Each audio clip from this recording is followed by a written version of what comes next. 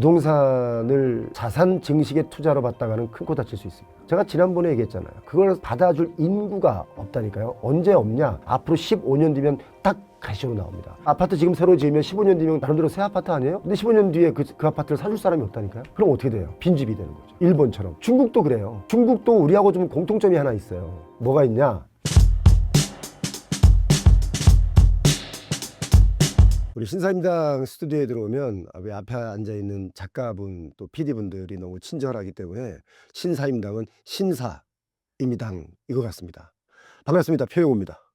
현재 주택시장의 상황을 어떻게 평가하시나요? 지금 서울 시내 중에서 이제 강남권의 토지거래 허가 구역 해제 그리고 재지정, 그러니까 해제하기 전과 차이가 엄청나게 많이 나요. 보니까 특히 잠삼대청, 특히 잠실 쪽의 아파트 거래량을 보니까 해제하기 전과 해제 후에 재지정되기 전까지 요때 타이밍이 한 6배 정도 거래량이 늘었어요. 제가 볼 때는 이제 이게 심리적으로 어디선가 풍선 효과처럼 뭐가 하나 터지고 갑자기 거래량이 늘었대, 가격이 올라간대라고 하면 다른 지역까지 이렇게 영향을 받는 시장이 지금 시장인 것 같아요. 그래서 전국적으로도 거래량이 살짝 더 늘었고, 또 전국적으로도 아파트 가격을 보면 3월 말과 4월 초가 0. 몇 퍼센트, 이렇게 0.12% 다들 이렇게 약간 올라와 있는 상황입니다. 그래서 서울시에서 토지거래 허가구역 해제를 사실 6월 달에도 이게 가만히 있으면 해제가 되는 내용인데, 굳이 급하게 2월 달에 이걸 해제하면서 부동산 시장을 완전히 지금 또 판을 뒤집어 놨습니다. 사실은 이런 것이 이제 부동산 시장의 가격을 결정하는 것 중에 하나가 뭐가 있냐면, 보통 우리가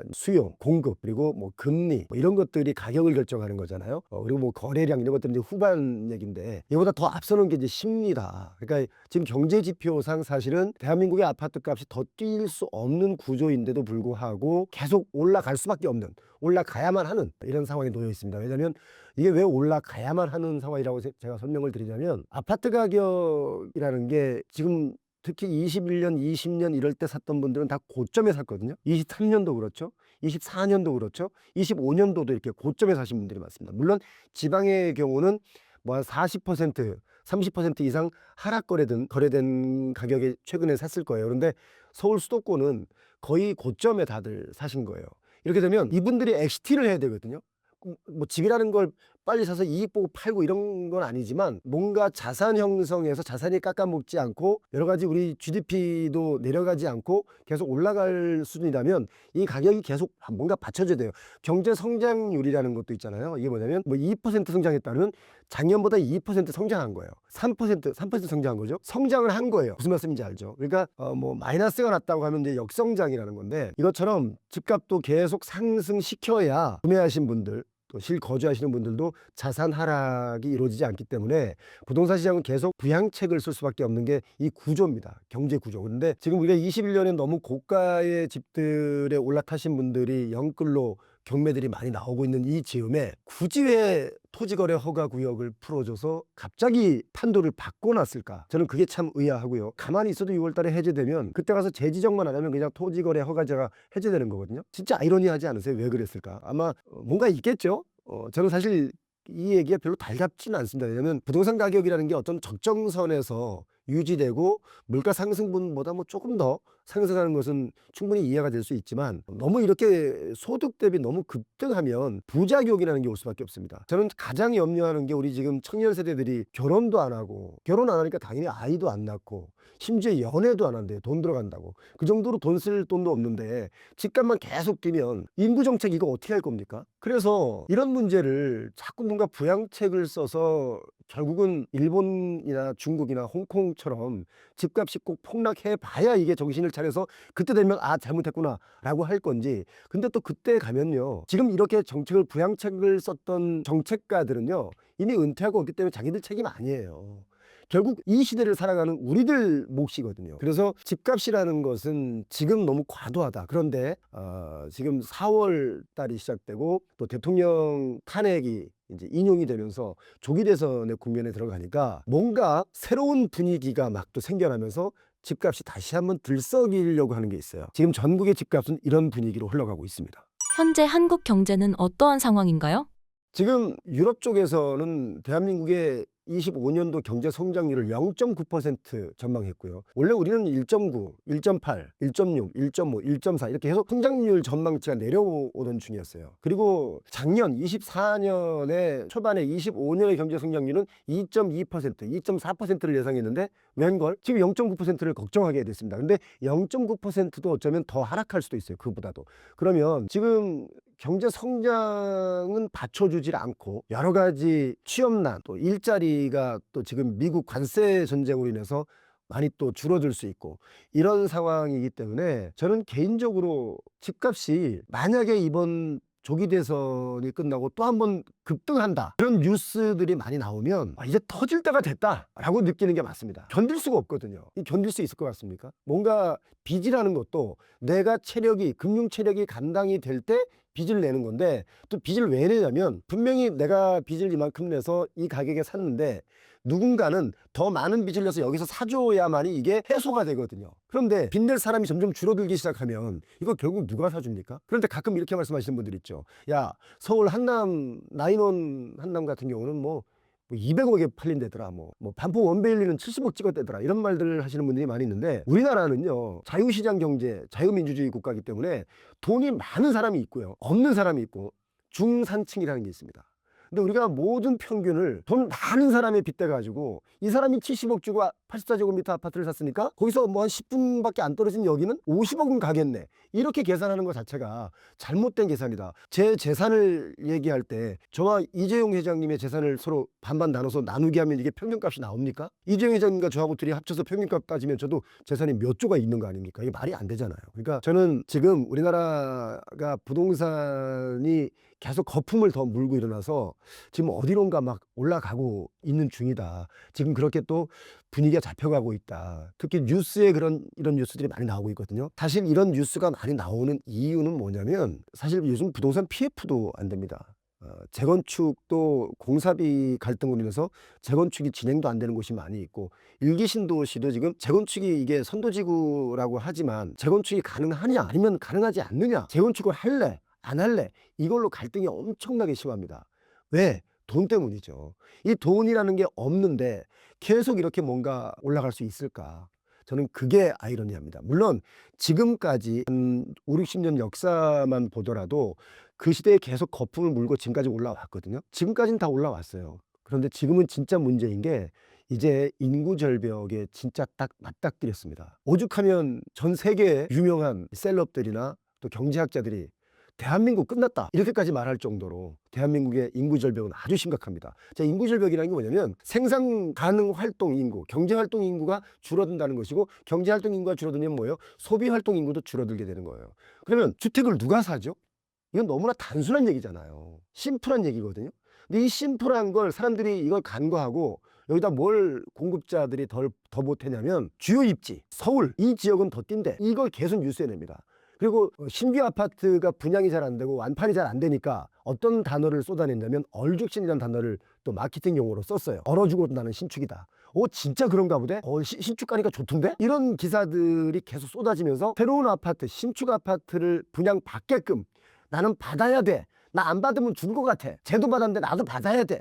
뭐 이런 심리를 자극하는 거. 이게 바로 그 공급자들이 뿌리는 뉴스에 의해서 이 시장이 돌아가고 있다. 저는 그렇게 보기 때문에 지금 부동산 시장은 비정상적인 시장이다라고 저는 개인적으로 보고 있습니다. 실제 상황과 뉴스의 괴리가 큰 이유를 어떻게 보시나요? 공급자 입장에서 보면 사업이 망하면 안 되잖아요. 열심히 뭔가 사업을 추진했는데 이게 망하면 얼마나 큰 손해가 납니까? 당연히 사업의 목적은 이윤 창출이기 때문에 이분들은 어떤 수단과 방법을 안 가리고 이 개발을 성공해서 이윤을 내야 되는 거고 소비자들은 이런 괴리된 뉴스, 오정보로 나오는 뉴스들을 마치 이게 그렇대 라고 그 뉴스도 사실은 광고잖아요. 우리가 소셜에 올라오는 뉴스들 여러분 보세요. 어디가 살기 좋대. 어디가 새로운 도로가 뚫린대. 그러면서 어디 아파트가 분양을 준비 중에 있대. 뭐 이런 거 다 광고거든요. 그리고 GTX 어디가 그렇게 빠르대. 생활이 편리하대. 몇 분이면 간대. 그리고 거기 가면 오피스텔이 새롭게 분양하는데 너무 좋대. 뭐 이런 거 다 광고잖아요. 그 신문 기자들이 그거 돈 안 받고 그냥 안 써요. 그거 왜 씁니까? 다 그럼 신문사는 뭐냐? 신문사도 그걸 또 수익 창출을 해야 될 거 아닙니까? 그러니까 뭔가 이 경제가 돌아가는 이 사이클 속에 다 들어있기 때문에 저는 공급자도 물론 망하면 안 되고 언론사도 마찬가지죠. 언론사도 기자 활동을 하려면 언론사에 수익이 있어야 월급을 받아가면서 언론 활동을 할 거 아닙니까? 그러니까 이게 뭔가 다 이런 그 논리 속에 숨어 있기 때문에 우리 소비자들은 단순하게 그냥 정말 이걸 활자가 찍힌 대로 그대로 믿으면 부동산으로 오히려 실패할 수 있다. 그래서 공급자들이 어떤 생각을 갖고 이 뉴스를 냈을까를 고민하면 보입니다. 여기 미분양 나겠구나. 여기 좀 있으면 할인 분양하겠구나. 이게 보이거든요. 이런 거를 쫓아가면 다른 사람보다는 좀 더 적절한 가격에 내가 원하는 부동산을 가질 수 있다고 저는 봅니다. 공급자의 시선에 주목하신 이유가 있을까요? 저는 지금까지 부동산 관련 책들이 나왔는데 수요자들이 보통 나는 얼마를 가지고 무슨 아파트를 사서 얼마 이익 봤어요. 이게 한때는 굉장히 유행이었습니다. 그리고 특히 코로나 시기에 주식도 마찬가지로 그런 식으로 해서 뭔가 승리 마케팅, 성공 마케팅 이런 것에 굉장히 막 열광을 했는데 열광이 나은 게 뭐냐면 영끌이거든요. 주식도 영끌하면 다 망가지고 부동산도 영끌하면 다 망가졌어요. 그래서 저는 수요자의 시선에서만 이걸 바라볼 게 아니라 공급자들이 어떤 시선을 가지고 어떤 생각을 가지고 이곳을 바라보는지에 대한 생각을 알게 되면 부동산의 가치를 좀 알 수 있다. 그래서 공급자들이 가지고 있는 마인드 이 얘기를 제가 책에 썼는데 사실 공급자의 마인드는 결국 수요자의 심리를 움직이려고 쓰는 거잖아요. 그러니까 우리 수요자들이 어떻게 시장에서 움직여지는지에 대한 내용도 들어있는 거죠. 말씀하신 공급자의 범위는 어떻게 되나요? 공급자는 다양할 수 있습니다. 정부가 일단 공급자죠. 그렇죠? 그다음에 개발자, 시행업자, 시공사, 또 부동산을 뭐 상담하거나 이런 거 다 공급자죠. 물건을 사는 사람은 수요자고 물건을 판매하는 일에 가담하는 사람은 다 공급자라고 보면 되는데 꼭 뭐 시행사, 개발사나 또 시공사, 공사를 하는 사람들만 공급자가 아니라 우리 주변에는 공급자들이 너무 많습니다. 부동산 중개소도 자영업이긴 하지만 결과론적으로 거기도 공급자거든요. 그러니까 우리가 꼭 신규 아파트만 공급이 아니라 기존 아파트가 매물로 나오면 그것도 시장에서 공급으로 쳐야 되거든요. 아파트가 부족하다라는 말을 예전에 많이 했어요. 그런데 최근에 와서는 무슨 말을 하냐면 신규 아파트가 부족하다는 말을 많이 해요. 왜 그런 말을 많이 할까? 신규자 단어가 하나 더 들어갔는데 사람들은 몰라요. 그냥 아파트가 부족하다, 신규 아파트가 부족하다 이 차이를 몰라요. 신규 아파트라고 꼭 집어서 이게 부족하다라는 말은 공급이 안 되면 마치 큰일 날 것 같은 거야. 공급이 안 되면 부동산 가격이 더 뛸 것처럼 언론에 나오는 거예요. 지금 이 공급되는 이게 바로 가장 싸다 이런 심리를 자극하니까 부동산 시장이 와 최고 싸 지금이 가장 싼 거야 더 올라간대. 실제로 그렇게 댓글 다는 분도 많이 있어요. 그리고 또 아파트를 우상향한다라고만 생각하시는 분들 있잖아요. 우상향한다고 해서 어디를 추천하면서 무조건 사라고 하시는 분들, 이분들도 어쩌면 공급자일 수 있는 거죠. 부동산은 주식도 마찬가지죠. 주식과 부동산의 공통점이 뭐냐면 마냥 올라가는 것도 아니고 마냥 내려가는 것도 아니라는 거예요. 그러면 우리는 언제 사고 언제 팔아야 되느냐? 내려갔을 때 사고 올라갔을 때 팔아야 되겠죠. 근데 이걸 지키기가 어렵잖아. 이거 어떻게 아냐고요. 신의 영역인데. 주식도 언제 올라가는지 알고 언제 내려가는지 알면 누구나 다 성공하죠. 주식하시는 분들의 99.9%가 다 실패하는 이유가 그걸 몰라서잖아요. 부동산도 마찬가지라는 거죠. 부동산도 이게 어디가 무릎이고 어디가 머리인지를 우리가 모르잖아요. 우리가 2009년, 2007년, 2008년 서프라임 모기지 사건 터졌을 때 대치동 음마아파트가 40% 폭락했을 때 2009년에 그때 어떤 사람들은 더 내려간다고 그랬잖아요. 근데 그때 거래량이 또 좀 줄었어요. 조금 줄었을 때가 있단 말이죠. 거래량도 줄고 가격도 떨어지니까 이게 더 내려간대 라고 하는 인식에 더 내려가라, 더 내려간대 스스로 그렇게 판단하고 안 사신 분들이 있고, 야 40% 정도 내려왔으면 이건 뭐 엄청난 하락인데 이거 지금 사야 되는 거 아니야? 라고 해서 사신 분들, 그분들은 또 다시 올라왔으니까 이분들이 볼 땐 계속 우상향한다고 말할 수 있는 거예요. 그런데 한번 꺾어질 때 여기서 사신 분들은 이게 한 5년, 6년, 7년, 8년 가면 이 긴 세월 동안 그들이 감당해야 될 그 인고의 시간이 그리고 돈과 이자가 그거 어떻게 감당할 거예요. 그래서 적절하게 내가 원하는 아파트를 가장 합리적인 가격에 살 수 있는 시기를 잘 조율해야 된다. 끊임없이 공부하는 방법밖에 없죠. 정보를 비판적으로 수용하는 법은 어떤 게 있을까요? 첫 번째, 우리가 너무 선의를 베풀어주는 사람 보면 이 사람 왜 저러지 나한테? 라는 생각을 갖잖아요. 너무 친절하면 저렇게 친절하다가 갑자기 나한테 뭔가 화를 내는 건 아닐까? 저는 그런 경험이 많이 있어요. 저 표용 씨 아니세요? 사인 좀 해주세요. 팬이에요. 하다가 사인 이렇게 하면 왜 글씨가 그래요? 뭐 이런 사람이 있단 말이 있어요? 없을 것 같죠. 저는 그래서 사실 항상 어떤 생각을 하냐면 이 뒤에 숨은 뜻이 뭘까? 이런 기사가 나고 이런 상황을 설명하는 글들이 있는데 왜 이 글을 썼을까? 에 대한 생각을 해요. 그러면 몇 가지 유추가 되잖아요.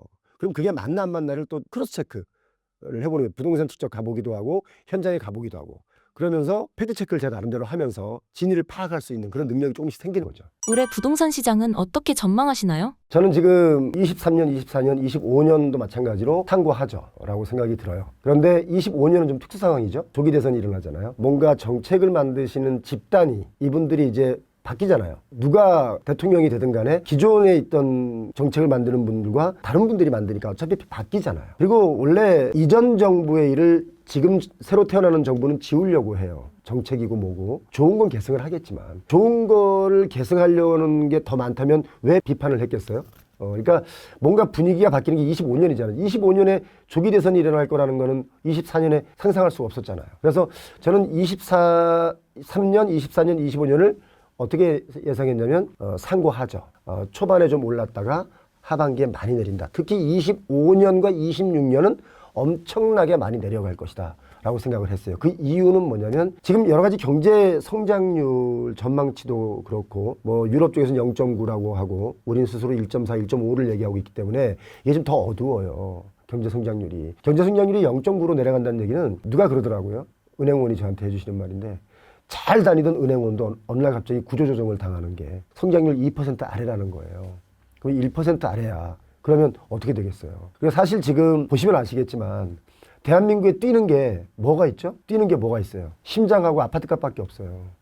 왜냐면 아파트값 뛰니까 가슴이 벌렁거려. 심장이 뛰는 거야. 과연 이 아파트값, 특히 부동산 값이 이렇게 뛸 때가 아닌데도 불구하고 왜 이렇게 뛰느냐. 이게 문제라는 거죠. 그래서 저는 25년도에는 조기 대선이 치러지고 이제 정권이 누가 잡든 간에 바뀌지 않습니까? 그러면 다른 정책이 나오면 어떻게 펼쳐질지가 좀 궁금하긴 한데 저는 정상적인 정책이라면 25년도에는 하락할 수밖에 없다. 하반기에.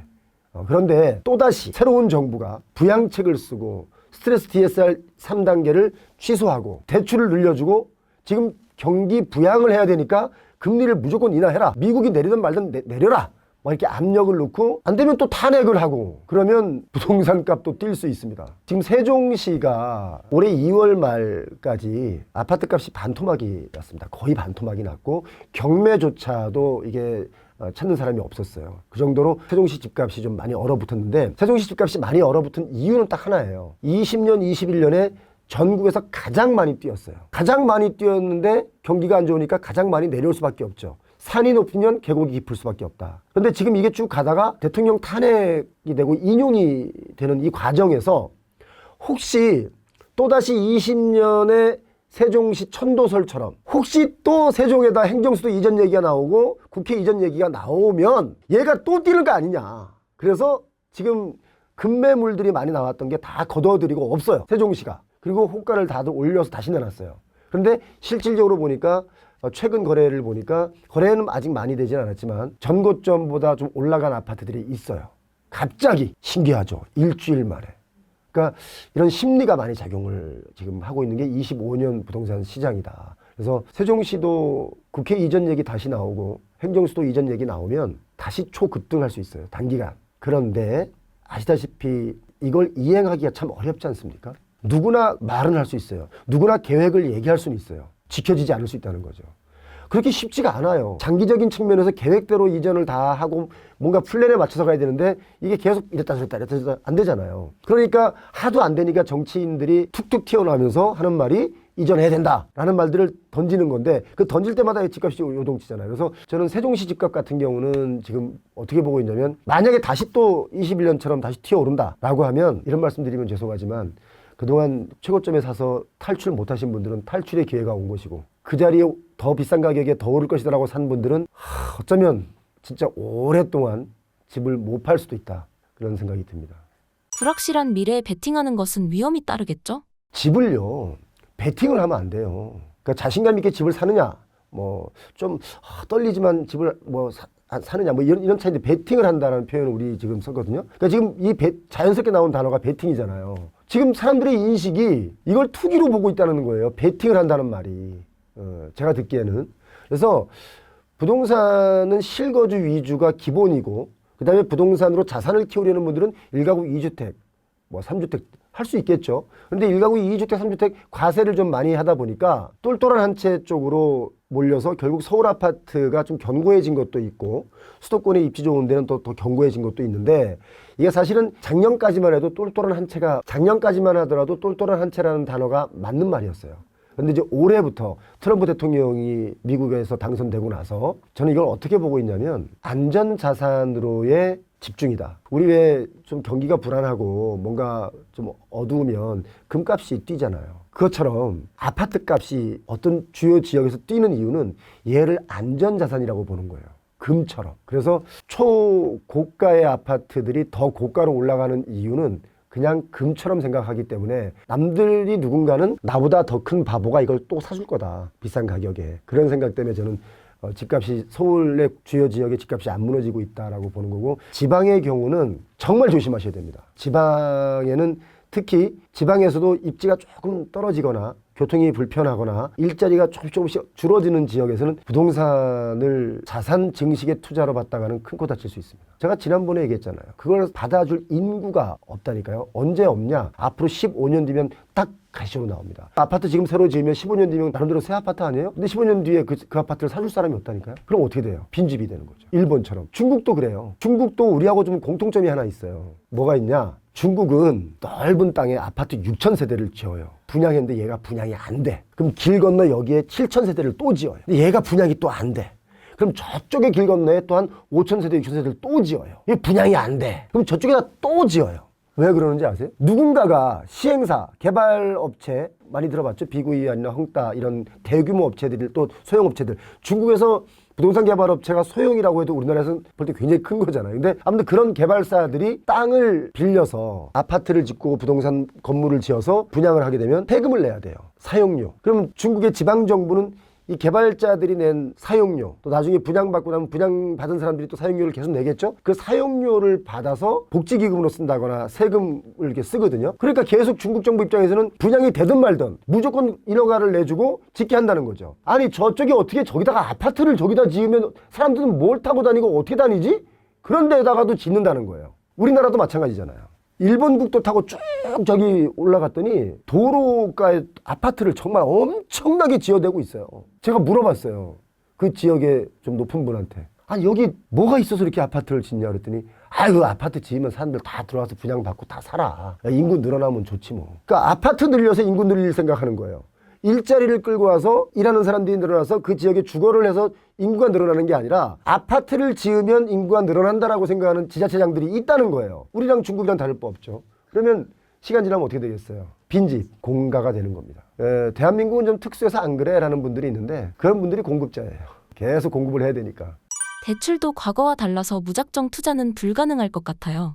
대출 한도도 이제 7월부터 스트레스 DSR 3단계가 되니까 대출의 양도 줄어들잖아요. 전세 대출도 이제 100%에서 90%로 하향 조정됐단 말이에요. 보증 한도가. 이런 걸 조금씩 줄여나가는 정책이 있는데 자, 이 정책 어떻게 바뀔지 모르잖아요. 다시 아니야. 서민들 주거 안정을 위해서 전세 대출 120% 해줄게. 그러면 집값도 날아가는 거죠. 집값이 이만큼이었던 게 이만큼 뛰었어요. 여기가 다 빚인 거예요. 여기가 다 빚. 우리 저 작가님이 생긴 소득을 가지고 저축을 해서 가방도 사고 옷도 사고 화장품도 사. 그러면 내가 어느 정도 써도 내 소득으로 쓴 거잖아요. 그리고 내가 갖고 싶은 저 가방이 있어. 저걸 내가 사고 싶어. 그래서 약간의 대출, 그러니까 할부를 통해서 저 가방을 샀는데 내가 매월 갚을 수 있어. 그리고 나는 이 가방을 들고 다니면서 나는 왠지 모르게 내 자존감이 좀 올라가고 이것 때문에 나 일을 더 열심히 할 것 같아 라고 하면 살 수 있잖아요. 그런데 소득도 없고 감당이 안 되는데 가방만 덜컥 샀어. 그거 어떻게 할 거예요? 어떻게 다시 당근에 팔아? 당근이 뭐예요? 이렇게 따지면 이게 부동산으로 말하면 경매가 되는 거예요. 경매가 되는 거예요. 그러니까 지금 이런 시장이 대한민국의 현재 부동산 시장인데 이제 장미 대선, 조기 대선이 6월 3일 날 이루어지니까 이때까지는 정책이 어떻게 변할지 저도 몰라요. 제가 어느 당에 들어가서 소속돼 있는 사람이 아니니까 정책을 어떻게 펼치겠다라는 생각을 못 하잖아요. 그러니까 어떻게 달라질 수 있기 때문에 그게 좀 가시화되면 그때 움직여라. 너무 불확실성이 있을 때 선제적으로 먼저 많이 움직이지 마라. 그런 말씀 드리고 싶어요. 과거와 달리 호재에도 부동산 시장이 움직이지 않는 이유가 있을까요? 사람들은 학습을 참 빨리 합니다. 최근에 얻은 학습이 두 가지가 있는데요. 한 가지는 GTX A 노선, B 노선, C 노선에서 GTX 노선 따라서 집값이 엄청나게 뛰었잖아요. 정작 개통을 하고 나니까 집값이 내려갔단 말이에요. 이걸 학습을 한 거예요. 그러니까 어떤 호재에 따라서 막 민감하게 움직이진 않아, 이게. 그런데 또 어떤 학습을 했냐면 갑자기 난데없이 정책에 따라서, 어떤 정책에 따라서 집값이 폭등한다는 걸 경험을 한 거예요. 그리고 금리가 내려가면 폭등한다는 것도 경험한 거예요. 그러니까 이제는 금리가 내려가면 서서히 집값이 이렇게 천천히 올라간다가 아니라 폭등한다. 지금 주식 베팅하듯이 집을 그렇게 사는 거죠, 아파트를. 그러니까 두 가지 학습을 한 거예요, 양쪽으로. 그래서 사람들이 자기들이 판단하는 이건 진짜 호재야. 그 호재가 실현되건 안 되건 간에 상관없이 막연한 믿음을 갖고 있어요. 이 집값은 더 뛴다라는 그런 심리들이 있기 때문에 어떤 지역에서는 더 고가로 거래를 하고 어떤 지역에서는 더 거래를 안 하고 이거 완전히 양극화가 벌어진 거죠, 지금. 아마 이 양극화가 더 벌어질걸요. 엄청나게 벌어질 겁니다. 금리가 인하되면 집값이 오를 것이라는 의견은 어떻게 보시나요? 금리 인하되면 집값 오를 거예요. 왜냐하면 그렇게 부추기니까. 금리가 인하되면 원래 거래량이 늘어나요. 물론 거래량이 늘어난다고 해서 모든 집값이 다 뛰는 건 또 아니잖아요. 그런데 지금은 아까 제가 말씀드린 것처럼 학습을 했기 때문에 금리가 인하되면 빚을 낼 마음이 생겨요. 아, 이거 내가 감당 가능하겠는데 이거 이 정도면 뭐 오케이 하고 산다는 거죠. 그러면 당연히 집값은 좀 상승할 수가 있다. 그런데 중요한 건 점점 더 실업률이 높아질 수 있다, 앞으로. 미국 관세 전쟁부터 이제 미국이 자기네 그 패권을 가지고 막 휘두르기 시작한 거예요. 그럼 우리 같은 수출로 먹고 사는 나라는 그들이 패권을 쥐고 흔들면 흔들린 대로 이렇게 흔들릴 수밖에 없거든요. 오죽하면 현대자동차가 31조를 미국에다가 투자한다고 하겠어요. 그죠? 그래서 이런 부분을 좀 고민해 보면 딱 한 가지는 우리가 하지 말아야 될 게 있다.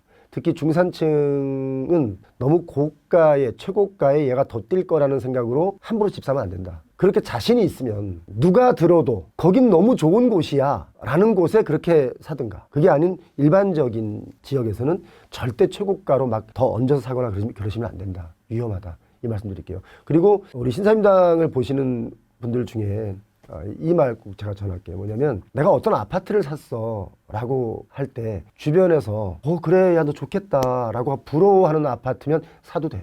그런데 내가 어떤 아파트를 샀어 라고 했는데 그거 어디냐? 그러면 사면 안 됩니다. 그러니까 내가 좋아하는 아파트가 아니라 남들이 좋아하는 아파트를 사야 환금성이 좋다. 이 말씀 제가 드립니다. 아파트 불패 신화에 대해 어떻게 생각하시나요? 아파트 불패 신화 틀린 말이죠. 지금 7순 되시고 8순 되신 어르신들, 이분들께서는 사실 경제가 막 부흥기, 이분들이 경제를 부흥시켰잖아요. 우리가 가장 빨리 선진국 반열에 올라온 나라야. 아마 그 선진국 반열에 이렇게 올라올 수 있었던 원동력은 지금 70세, 80세 이 어르신들이 정말 우리 흔한 말로 쇠가 빠지게 일을 하셔가지고 대한민국에 올라왔다고 저는 보기 때문에 그분들이 가지고 있는 생각 중에 뭐가 있냐면 막 이제 성장하는 국가에서 당연히 부동산 가격이 뛰죠. 근데 그 세대 분들은 부동산이 불패였던 거예요. 한 번도 실패를 안 했어요. 이거 아세요? 그러니까 일본의 7, 80대, 우리나라의 7, 80대가 있어요. 일본도 우리나라와 똑같은 게 겪었단 말이죠. 일본의 문제는 일본의 7, 80대가 일본의 가계 자산의 한 70%를 가지고 있어요. 노인들이 부자예요. 청년들이 돈이 없어요. 자, 우리나라도 비슷한데 우리나라는 경제 부흥기 때 부동산을 하나 사신 분들, 그냥 현대아파트를 그냥 하나 샀어. 그리고 50년이 지났는데 그게 지금 상상을 초월할 정도로 가격이 올라갔잖아요. 이런 분들은 노후가 안정적이에요. 아파트를 팔면 되니까. 그런데 그렇게 올라타지 못하신 분들이 또 꽤 많잖아요. 그래서 이분들은 노후 빈곤을 걱정하고 있어요. 우리나라의 한 45%가 노후 빈곤을 걱정하거든요. 이게 일본과 우리나라의 좀 차이점이 있는데 7, 80대가 볼 때는 일본과 우리나라가 둘 다 부동산 불패예요. 그런데 일본의 7, 80대는 이미 부동산 자산과 현금 자산과 이런 것들을 많이 부자가 된 어르신들이 많아서 그분들은 부동산이 꼬꾸라졌을 때 잃어버린 30년이라고 하잖아요. 사실 잃어버린 한 20년쯤 되는데 이제 우리가 흔히 30년이라고 말하죠. 잃어버린 20년, 30년 이 시기에 이분들은 그래도 지금까지도 부자예요. 부동산이 폭락했고 그 폭락한 부동산의 영향으로 이 자녀 세대들, 지금으로 말하면 40대, 30대 이런 분들이 부동산에 대한 미련이 크게 없어요. 일본이.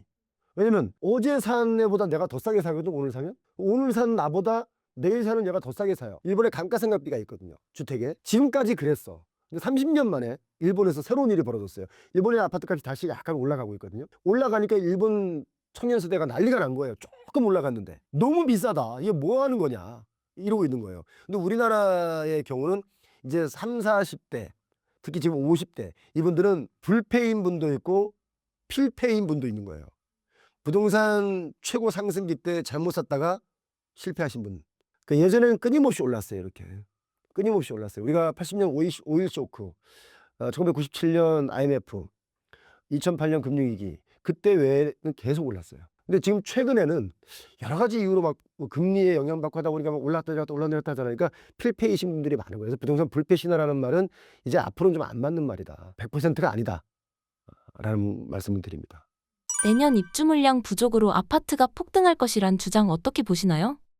입주 물량이 부족하기 때문에 그러니까 아파트 인허가 물량도 부족하고 이제 앞으로 공급될 게 부족하기 때문에 아파트 가격은 폭등할 것이다. 그거 다 겁주는 말이에요. 자, 이거 하나 여쭤볼게요. 혹시 강동구 고덕동 아세요? 강동구 고덕동에 새로운 아파트가 얼마나 많이 들어섰습니까? 그리고 올림픽 파크 포레온도 강동구에 있지 않습니까? 그런데 새로운 아파트가 공급이 그토록 가장 많이 된 강동구가 집값이 공급이 많이 돼가지고 떨어졌나요? 더 올랐죠. 최근에 고덕동 쪽에 그라시움이나 뭐 아르테림 이런 아파트, 아르테온 같은 아파트가 최근에 강동구의 고덕 그라시움이나 아르테온 아파트의 경우가 거래량도 많아서 또 가격도 많이 올랐어요.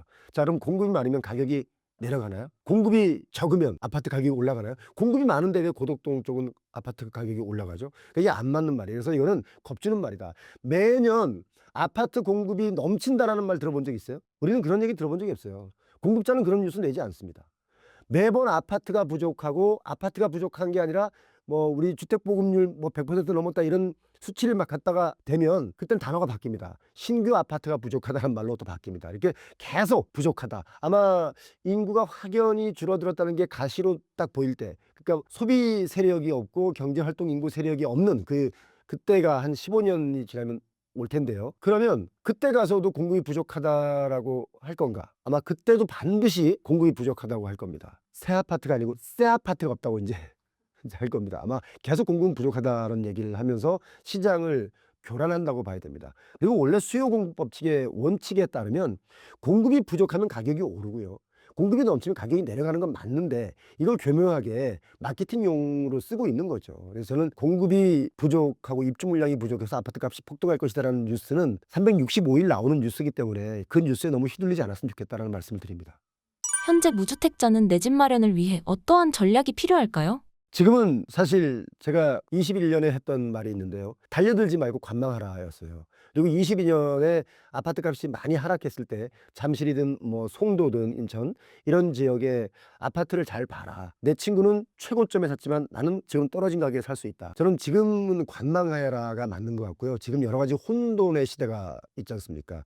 정책이 어떻게 펼쳐질지도 가늠할 수도 없고 누가 권력을 잡고 어느 당이 또 이기고 할지 우리가 뭐 예측은 하지만 결과는 모르는 거 아닙니까? 그래서 이런 것을 다 감안하고 나서 우리가 천천히 움직여도 늦지 않다. 그래서 무주택자가 내 집 마련할 때는요. 지금은 금융 체력을 쌓을 시기예요. 금융 체력. 제가 22년부터 꾸준히 했던 말이 금융 체력을 기르면 나에게 반드시 기회가 온다. 그 돈이 얼마가 됐든 종잣돈을 모으고 그 돈 가지고 아파트 경매든 여러 가지 형태로 금매든 살 수 있는 기회가 올 테니까 그때를 내가 기회로 삼으려면 금융 체력을 길러라라는 말을 제가 여러 번 했는데 지금도 그 말이 유효합니다. 사실 25년, 26년에는 계엄과 탄핵이 없었다면 부동산 가격이 많이 하락했을 겁니다. 근데 우리가 예측할 수 없었던 일들이 벌어졌기 때문에 다시 부동산 시장도 재예측이 필요한데 지금은 관망할 때다. 무주택자분들은 장기적인 안목에서 내 집은 꼭 마련하라는 말씀을 드리고 싶어요. 저도 제가 대학 다닐 때 서울에 왔는데 친구들은 다 자기네 집으로 들어가는데 저는 어디 허름한 골방으로 들어가고 있더라고. 그래서 그때 제가 했던 생각이 제일 먼저 내 집을 좀 갖고 싶다. 어린 나이에 그런 생각을 한 적이 있습니다. 그러니까 자꾸 이사 다니는 것도 귀찮은 시대가 또 맞고 저는 그렇게 생각합니다. 그래서 내 집 마련은 꼭 좋은 집이 아니더라도 내 집을 꼭 언제 꼭 가지시기 바랍니다. 신축과 구축 중 고민하는 분들이 많은데 어떻게 보시나요? 저는 신축 구축 고민하는 것 자체가 뭐 고민하는 부분에 해당되는 분도 있겠지만 저는 사실 20대, 30대 분들에게는 빌라를 사는 것도 나쁘지 않다라고 저는 봅니다. 아무 빌라나 다 사라는 게 아니라 시간이 지나면서 도시개발이라는 게 이루어질 수밖에 없는 지역들이 있거든요. 그럼 그런 지역들을 미리 빌라를 사놓으면 거기에 대지 지분도 있고 하면 언젠가 또 개발이 돼서 아파트로 변신할 수도 있고 빌라라는 내 집도 있는 거니까. 그런데 50대, 60대, 70대 분들이 빌라를 사는 것은 저는 또 반대를 합니다. 그러니까 내 집 마련도 때에 따라서 나이에 따라서 또 소득에 따라서 다 천차만별이기 때문에 구축이 좋냐 신축이 좋냐라는 단어보다는 내 형편에 맞는 대로 전략을 짜야 된다라는 말씀드립니다. 입지를 따지려는데 막연한 것 같아 고민이에요. 제가 지난 시간에 그런 말씀을 드린 적이 있는데 나는 한적한 데가 너무 좋고 산 밑에 이렇게 공기 좋은 데가 너무 좋아. 그런 아파트를 살 거야. 그럼 거기는 평생 한적해가지고 나중에 아무도 안 살 수도 있어요. 그래서 내가 좋아하는 아파트 말고 남들이 좋아하는 아파트를 사는 게 나중에 향후 자산 가치로도 더 좋다. 물론 성향에 따라 취향에 따라 정말 한적한 데가 좋은 분도 있겠죠. 근데 그분들은 한적한 곳에 갈 때는 자산 가치를 논하면 안 됩니다. 그냥 거주의 가치로만 따져야지 이게 나중에 자산 가치까지 띄워주길 바래 라고 하면 안 되는 거예요. 그러니까 예를 들어 돈에 좀 여유가 있는 분들이 생활에 여윳돈도 있고 나는 그냥 한적한 데가 좋아라고 해서 한적한 데 사시는 건 전혀 문제가 없습니다. 그런데 뭐 젊은 세대가 생애 첫 집을 살려고 한다든지 아니면 갈아타기라는데 좀 더 나은 집, 좀 더 좋은 집을 자꾸 옮겨가면서 자산 증식을 하고 싶은 분들이 사실 대다수지 않습니까? 그런 분들은 아까 말한 한적한 곳보다는 교통이 일단 기본적으로 좋은 곳. 지금 서울의 집값, 특히 강남의 집값이 비싼 이유가 뭐냐면요. 강남은 바둑판 모양으로 도로가 다 돼 있습니다. 거기는 뭐 아예 계획을 세우고 개발했던 땅이잖아요. 올림픽 그 전에. 그러니까 그러다 보니까 교통이 좋아요. 그리고 각 사거리마다 웬만하면 지하철역이 다 있습니다. 전 세계에서 이 정도로 지하철역이 잘 돼 있는 곳이 없어요. 거의 없습니다. 전 세계 지도 한번 다 펼쳐놓고 여러분 보세요. 없어요. 그러니까 강북과 강남의 차이는 뭐냐? 교통의 차이인 거예요. 교통의 차이가 결국 학군의 차이가 생기는 거예요.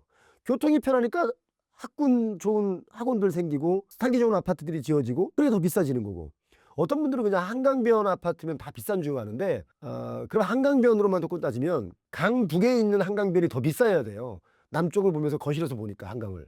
근데 강 남쪽에 있는 압구정동 현대아파트 이런 아파트 다시 리모델링한 아파트가 아니고 옛날에 지어진 거 그대로 쓰는 분들은 이렇게 설거지하면서 이렇게 요만한 쪽문으로 한강 봐야 돼요. 이렇게. 그렇죠. 그러니까 꼭 한강이 아니라 그 한강을 얘기하는 것도 올림픽대로나 강변북로 같은 교통이라는 거죠. 제가 볼 때는. 그리고 동탄의 아파트 값도 GTX 선이 쓰면서 동탄 아파트가 뛰었다 값이 라고 말씀하시는데 물론 이 부분도 일정 부분 맞는 말인데 제가 볼 때는 경부고속도로 지하화 이게 아마 더 큰 효과가 있을 겁니다. 제가 볼 땐 그렇습니다. 그래서 교통이 나쁜 곳에는 이제 접근하지 마라. 교통이 좋아지면 결국 거기 학군도 지역에 따라 그 지역에서는 학군도 제일 좋아질 것이다. 요즘에 사실 대치동, 목동, 중계동 여기가 서울의 대표적인 학군인데 요즘 마포구 대흥동도 학군 지역으로 뜨고 있거든요. 그 뜨는 이유가 거긴 또 약간 차이가 있는데요. 강남의 어르신들, 엄마, 아버지, 어르신들이 딸과 아들을 시집장가 보냈어요. 결혼을 시켜서 출가를 시킬 때 예전에 분당으로 많이 보냈어요. 분당으로. 그런데 이분들이 분당 이제 오래됐고 뭐 없냐? 보니까 가까운 데가 마포 대흥동 쪽이 가까운 거예요. 그러니까 여기에 젊은 세대들이 또 많이 이사를 하고 또 거기에 이제 아이들이 학교를 다니고 그러다 보니까 학원이 많이 생기면서 이게 이제 대표적인 학원가로 변하고 있는 겁니다. 그러니까 공덕동 오거리 여러분 가보시면 아시겠지만 거기가 교통 사통팔달입니다. 당연히 그렇게 될 수밖에 없죠. 그러니까 제가 볼 때 입지라는 단어는 무조건 교통입니다. 첫 번째가. 두 번째가 일자리죠. 이 두 가지만 보면 됩니다. 제가 볼 땐 그렇습니다. 그리고 학군이라는 것은 지역별로 좋은 학군이 또 다 따로따로 있습니다. 우리가 대표적으로 뭐 대치동 얘기를 하니까 그런데 대치동 말고도요. 각 도시마다 나름대로 그 지역 내에서 또 학군이 있어요. 그럼 대한민국 모든 사람들이 학군 따라서 대치동에 살아야 되는 건 아니잖아요. 그죠? 그래서 첫 번째 교통, 두 번째 일자리. 이게 중요하다. 그러니까 그쪽에 인구가 많이 늘어날 텐데 인구가 많이 늘어나는 지역에 주거용 부동산의 자산 가치가 그렇지 않은 지역에 비해서 현격하게 차이가 날 것이다. 저는 그렇게 보고 있습니다. 마지막으로 구독자분들께 한마디 부탁드립니다. 제가 공급자의 시선이라는 책을 냈습니다. 그런데 OECD 국가 중에 우리나라가 책을 제일 안 읽습니다. 그런데 희한한 게 있습니다. 현재 OECD 국가 중에 경제 성장을 우리나라가 제일 빨리 했습니다. 또 희한한 게 있습니다. 책을 많이 안 읽어서 그런지 후퇴도 가장 빨리 하고 있습니다. 그래서 부동산 공부, 특히 경제 공부, 저도 경제 공부를 오늘 아침에 봤던 데이터가 저녁이 되면 생각이 안 나요. 왜냐면 데이터를 매일 보다 보니까 오늘 본 게 어제 본 것 같고 어제 본 게 오늘 본 것 같고 헷갈릴 때가 많습니다. 그런데 이렇게 훈련을 하다 보니까 전체 흐름이 좀 보이거든요. 그래서 부동산에 관련된 책, 부동산으로 자산을 좀 더 만들고 싶다 생각이 든다면 꼭 제 책이 아니더라도 부동산 관련 책도 올해 안에 적어도 한 2권 정도는 읽어보시고, 뭐 경매든 뭐 어떤 부동산이든 꼭 한번 읽어보시고, 또 뭐 주식이든 뭐든 마찬가지입니다. 관련된 책을 올해 안에 꼭 2권을 읽어보시라는 말씀드립니다. 특히 이왕에 읽는 책이라면은 공급자의 시선이라는 책 잘 나왔어요. 열심히 썼습니다. 주문하세요. 이 책을 구매하실 분들은 3월 14일까지는 예스24 그 펀딩, 표용호 책을 펀딩합니다. 해서 신청하시면 저희가 여러분의 성함을 인쇄를 해드리고, 또 지금은 가격이 많이 하락해 있지만 차후에 가격이 좋아질, 가치가 높아질 30개 아파트 단지의 내용도 부록으로 보내드립니다. 그리고 14일이 지났어요. 표용호 이거 책 사고 싶어, 이런 분들은 이제 예스24 교보문고, 영풍문고, 알라딘, 예. 또 이제 한 2년쯤 지나면 이제 쿠팡, 예. 또 지나면 이제 당근, 이런 데서도 살 수 있습니다. 그래서 당근으로 넘어가기 전에 꼭 좀 읽어보시기 바랍니다. 고맙습니다.